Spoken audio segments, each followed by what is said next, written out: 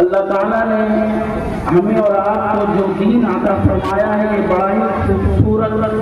اور نرالا دین ہے کہ دنیا کے اندر ہمارا عقیدہ ہے کہ اس کائنات کے اندر کوئی بھی دوسرا دین، دوسرا مذہب اس سے زیادہ خوبصورت اور اس سے زیادہ نرالا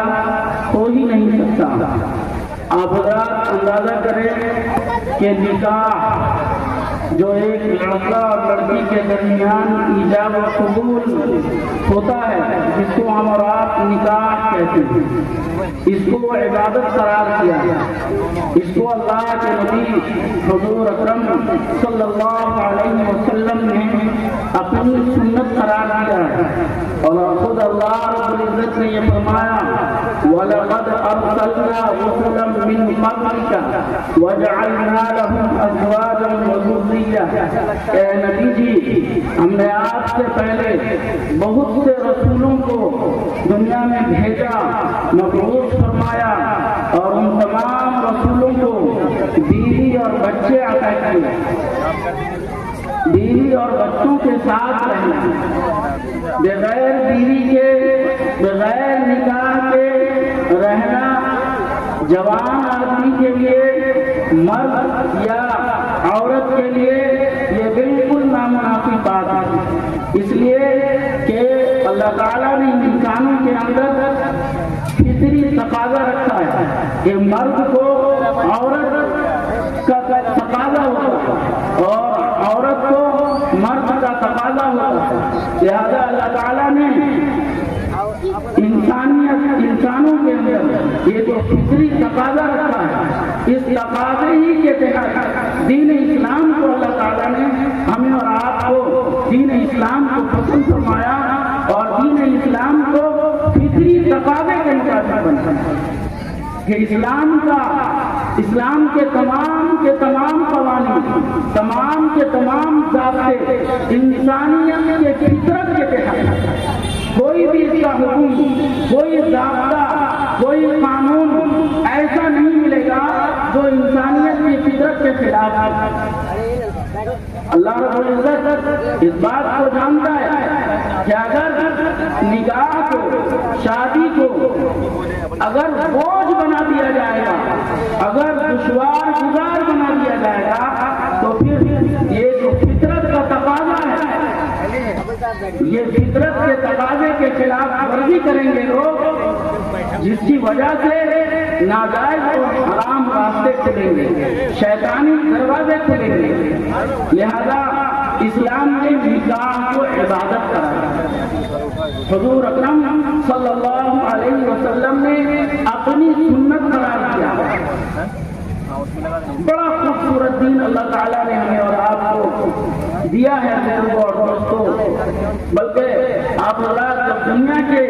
بہت سارے مذاہب کا اگر آپ جائزہ لیں گے تو آپ کو اندازہ ہوگا کہ بہت سارے مذاہب کے اندر یہ فطری تقاضے کو، یعنی انسانی تقاضے کو شیطانی تقاضا کہا گیا ہے۔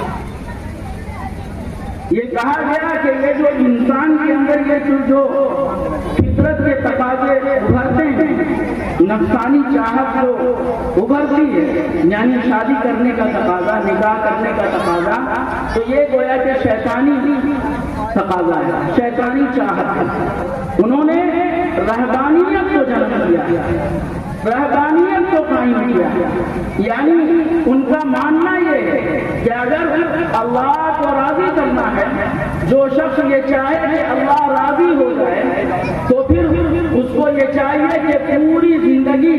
یہ تہیا کر دے کہ وہ عورت کے قریب نہیں جائے، اور جو عورت یہ چاہے کہ اللہ کو راضی کر لے تو اس کو چاہیے پوری زندگی یہ تہیا کر لے، عہد کر لے کہ وہ مرد کے قریب نہیں جائے گا، یعنی اپنی نفسانی چاہت کو، اپنی فطری تقاضے کو وہ دبا دے، کچل دے تو اللہ راضی ہوگا۔ یہ فطرت کے خلاف ان کا ماننا ہے، ان کا عقیدہ ہے۔ اب جس کے نتیجے میں ہوا یہ تفصیلی بات ہے، مختصر آپ کو بتا رہا ہوں کہ جس کے نتیجے میں رہبانیت کو جنم دے دیا، اور لوگوں نے کہا، ان کے عالموں نے یہ کہا کہ فطری تقاضے کو، نفسانی خواہشات کو اور زیادہ ابھرنے دیا جائے۔ جب نفسانی خواہشات خوب زیادہ ابھرے گی اور پھر جب اس کو دبایا جائے گا تو اللہ تعالیٰ اور راضی ہوگا، اللہ تعالیٰ اور خوش ہوگا۔ لہذا انہوں نے یہ کیا، ایک عمارت تیار کروائی اور اس کے اندر چند راہبوں کو، چند عابدوں کو جمع کیا، مردوں کو اور عورتوں کو بھی، اور یہ کہا کہ دونوں ایک ہی عمارت میں رہیں تاکہ دونوں کی خواہشات اور ابھرے اور اس کے بعد وہ اپنی چاہت کو دبائیں تو اللہ راضی ہوگا۔ نتیجہ یہ ہوا کہ ایک ہی عمارت میں رہتے رہتے، ایک ہی بلڈنگ میں رہتے رہتے، یہاں تک کہ ایک ہی کمرے میں رہتے رہتے حال یہ ہوا کہ شیطانی راستہ، شیطانی دروازہ کھلا رہبانیت کا، اور پھر زنا عام ہوا، حرام کاری کے دروازے چوپٹ کھلے۔ لیکن بزرگوں اور دوستوں، یہ اسلام کی خوبصورتی ہے، اسلام کی خوبصورتی ہے کہ اسلام کے تمام قوانین، تمام کے تمام ضابطے یہ فطرت کے تحت ہے، فطرت کا لحاظ کرتا ہے اسلام نے ہمیں اور آپ کو یہ کہا کہ نکاح ایک عبادت ہے۔ لیکن آج ہمارا حال یہ ہے کہ ہم نے دین اسلام کو بزرگوں اور دوستوں محدود کر دیا ہے، محدود۔ ہمارے ذہن میں اسلام کا اور دین کا تصور یہ بیٹھا کہ مسجد میں جا کر نماز کا ادا کر لینا، رمضان آنے پر اس کے روزے رکھ لینا، اور پھر چند عبادات کو انجام دے دینا، اسی کا نام اسلام ہے۔ حالانکہ اسلام میرے محترم بزرگوں صرف ان چند چیزوں کا نام نہیں ہے، بلکہ دین اسلام تو مکمل دستور حیات ہے، مکمل زندگی گزارنے کا ایک مکمل راستہ ہے۔ ارشاد فرمایا، الیوم اکملت لکم دینکم واتممت علیکم نعمتی ورضیت لکم الاسلام دینا۔ کہ آج کے دن ہم نے تمہارے لیے دین کو مکمل کیا اور اپنی نعمتوں کو تمام کیا۔ کہ مکمل دین اسلام ہے، اور پھر ارشاد فرمایا ان الدین عند اللہ الاسلام، کہ اسلام ہی اللہ نے اسلام کو پسند کیا ہے تمہارے لیے دین کے طور پر۔ کہ ہمیں اور آپ کو صرف چند عبادات کے کر لینے کو، یہ اسلام تصور کر لینا اور دین سمجھ لینا۔ حضرات گرامی، اسلام، مذہب اسلام محدود نہیں ہے، بلکہ دین اسلام ہم سے یہ مطالبہ کرتا ہے، ہم سے یہ تقاضا کرتا ہے کہ ہم زندگی کے ہر شعبے میں اللہ کے احکام کو اور جناب رسول اکرم صلی اللہ علیہ وسلم کی سنت کو داخل کریں، اور ہر کام کو اللہ کے حکم کے مطابق کریں، اللہ کے رسول صلی اللہ علیہ وسلم کی سنت کے مطابق کریں۔ چاہے وہ شادی بیاہ کا معاملہ ہو، چاہے وہ لین دین کا معاملہ ہو، چاہے وہ کوئی کا معاملہ ہو دنیا کا، زندگی کے کسی بھی شعبے میں رہیں، کسی بھی کام کو انجام دیں، ہم سنت کے مطابق اس کام کو کریں۔ اس کا نام دین ہے۔ یہ دین مکمل دستور حیات ہے کہ دین چند عبادات کے انجام دے دینے کا نام لوگوں، یہ دین نہیں ہے۔ ارشاد فرمایا ترکتکم علی البیضاء لیلها کنہارها، کہ اسلام نے ہمیں اور آپ کو زندگی کے کسی بھی شعبے میں تنہا نہیں چھوڑا، ہر شعبے میں، ہر گوشے میں اسلام نے ہماری رہنمائی کی ہے۔ فرمایا ترکتکم علی البیضاء، نبی اکرم صلی اللہ علیہ وسلم نے فرمایا کہ میں تم کو اپنی امت کو ایسی شریعت پر چھوڑے جا رہا ہوں کہ جس کی راتیں بھی دن کی طرح چمکدار اور روز روشن کی طرح ہے۔ چاہے دنیا لاکھ کوشش کر لے، لاکھ سازش کر لے اسلام کو بدنام کرنے کی، اسلام کو بدنام کرنے کی اور اس کی شکل، اس کا حلیہ بگاڑنے کی لاکھ ناکام کوشش کر لے، لیکن یہ اپنی جگہ یہ حقیقت مسلم ہے کہ اسلام ایک آفاقی مذہب ہے اور اللہ کا پسندیدہ مذہب ہے، اللہ کا پسندیدہ دین ہے۔ اسلام نے ہم کو زندگی کے ہر شعبے میں رہنا اور ہر کام کو کرنا سکھایا۔ شادی بیاہ کے موقع پر ہم کیا کریں کیا نہ کریں، اسلام نے بتایا کہ اسلام کے اندر یہ جو نکاح کا تصور ہے یہ صرف اتنا ہے کہ لڑکی کی طرف سے ایجاب ہو جائے، لڑکی رضامندی ظاہر کر دے کہ ہم نے اتنے دین مہر کے عوض، نان نفقہ کے عوض میں راضی ہوں، میں اجازت دیتی ہوں کہ میں اس کی بیوی بننے کے لیے تیار ہوں۔ لڑکا قبول کر لے کہ میں اتنے دین مہر کے عوض، نان نفقہ کے عوض میں اس لڑکی کو اپنی زوجیت میں لیتا ہوں۔ دو گواہ کے سامنے، دو مرد گواہ ہو یا ایک مرد دو عورت ہو، ان دو گواہ کے سامنے اگر ایجاب قبول ہو گیا، نکاح ہو گیا، شادی ہو گئی، اسی کو کہتے ہیں اسلامی شادی، اس کے علاوہ اور کچھ نہیں۔ ہاں، اللہ کے نبی صلی اللہ علیہ وسلم نے ارشاد فرمایا کہ ولیمہ کرنا سنت ہے۔ نکاح کا خطبہ جو پڑھا جاتا ہے، نکاح کا خطبہ وہ پڑھنا بھی ضروری، واجب و فرض نہیں ہے۔ نبی اکرم صلی اللہ علیہ وسلم نے سنت قرار دیا ہے کہ اگر کوئی شخص نکاح کا خطبہ پڑھ دے تو سنت ادا ہو جائے گی، ثواب مل جائے گا۔ اگر خطبہ بھی نہ پڑھا جائے تو کوئی گناہ نہیں ہوگا، اسی کا نام اسلامی شادی۔ لیکن حضرات گرامی،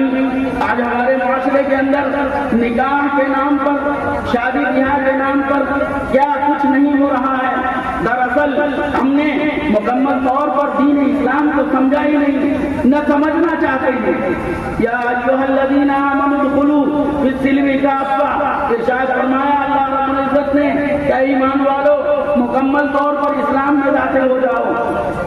کہیں ایسا نہ ہو کہ تم آدھا ادھر آدھا ادھر، آدھا پیتر آدھا بٹیر، افتؤمنون ببعض الکتاب وتکفرون ببعض، کہ تم بعض چیزوں پر ایمان لاتے ہو اور بعض چیزوں کو چھوڑ دیتے ہو، کہ اللہ کے بعض احکام پر تم ایمان لاتے ہو، بعض احکام کو مانتے ہو اور اس کے علاوہ جو تم کو ناپسند ہوتا ہے اس کو چھوڑ دیتے ہو۔ حضرات گرامی، آج ہمارے معاشرے کے اندر، ہمارے سماج میں اس نکاح کے نام پر، ابھی جناب حضرت مولانا تنویر صاحب نے بتایا، آپ سب جانتے ہیں، ہم سب جانتے ہیں کہ ہمارے سماج کے اندر، یہ ہمارے سماج کا، ہمارے معاشرے کا اس وقت کا سب سے بڑا ناسور ہے کہ نکاح کے نام پر، شادی بیاہ کے موقع پر جو کچھ ہو رہا ہے، لین دین اور کام چان بھکاریوں کی طریقے سے۔ انہوں نے کہا کہ انٹرنیشنل فقیر، میں کہتا ہوں کہ بھکاریوں کا بھکاری جیسے سرداروں کا سردار ہوتا ہے، چند چھوٹے چھوٹے سردار کا ایک بڑا سردار ہوتا ہے، بادشاہوں کا بادشاہ کہ چند چھوٹے چھوٹے بادشاہوں کا ایک بڑا بادشاہ ہوتا ہے۔ میں کہتا ہوں کہ یہ جو 12 لاکھ اور 16 لاکھ کا تذکرہ کیا مولانا نے، یہ جو مانگنے والے ہیں 12 لاکھ اور 15 لاکھ، یہ بھکاریوں کے بھکاری ہیں، یہ چند چھوٹے چھوٹے بھکاری کے ایک بڑے بھکاری ہیں۔ حضرات گرامی، اب تو ان چیزوں کا تذکرہ کرنا بھی اچھا نہیں ہے، جو بات ہے کہ ان چیزوں کا تذکرہ کرنے میں بھی شرم آتی ہے کہ یہ وہ قوم ہے جو اللہ کو ماننے والی قوم، اللہ کے نبی حضرت محمد مصطفیٰ صلی اللہ علیہ وسلم کو ماننے والی قوم، اس کا حال یہ ہے، ہونا تو یہ چاہیے کہ اس کی زندگی کا رخ الگ ہی ہونا چاہیے، اس کی زندگی ایسی مثالی ہونی چاہیے کہ دنیا کی تمام قومیں مثال دیتی کہ دیکھو یہ اسلام کا ماننے والا، دیکھو یہ مسلمان ہے جو نبی اکرم صلی اللہ علیہ وسلم کا ماننے والا۔ لیکن آج دنیا مثال دیتی ہے کہ دیکھو یہ مسلمان ہیں جن کے یہاں شادی اس طریقے سے ہوتی ہے، جن کے یہاں دہیج کا معاملہ اس طریقے سے ہوتا ہے، جن کے یہاں بچیوں کی تعلیم و تربیت کا صحیح وسائل نہیں ہے، صحیح راستہ اور صحیح ضابطہ نہیں ہے، ان کے پاس بچیوں کو تعلیم و تربیت دینے کے لیے اچھے اسکول نہیں ہیں، اچھے مدارس نہیں ہیں، اچھے کالجز نہیں ہیں، اچھی یونیورسٹی نہیں ہے جہاں محفوظ طریقے سے بچیوں کو تعلیم دی جا سکے۔ ان کے یہاں شادی اس قسم سے ہوتی ہے کہ لاکھوں روپیہ پانی کی طرح بہایا جاتا ہے۔ حضرات گرامی، ہمیں اور آپ کو ان تمام چیزوں کو چھوڑنا ہوگا، ان تمام چیزوں سے بچنے کی کوشش کرنا ہوگا، ورنہ نقصان ہمارا پوری قوم کا ہے۔ حضرات گرامی، آج پوری دنیا کے اندر ہماری ذلت و رسوائی کا سامنا ہے کہ پوری دنیا کے اندر یہ یعنی کہ عالمی سطح پر یہ سازش چل رہی ہے کہ مسلمانوں کو کسی طرح دبایا جائے، ان کو ملیامت کیا جائے، ان کے دین کو بدنام کیا جائے اور ان کے کلچر کو بدنام کیا جائے۔ حضرات گرامی، اللہ تعالی ہم سبوں کو صحیح طور پر زندگی گزارنے کی توفیق نصیب فرمائے۔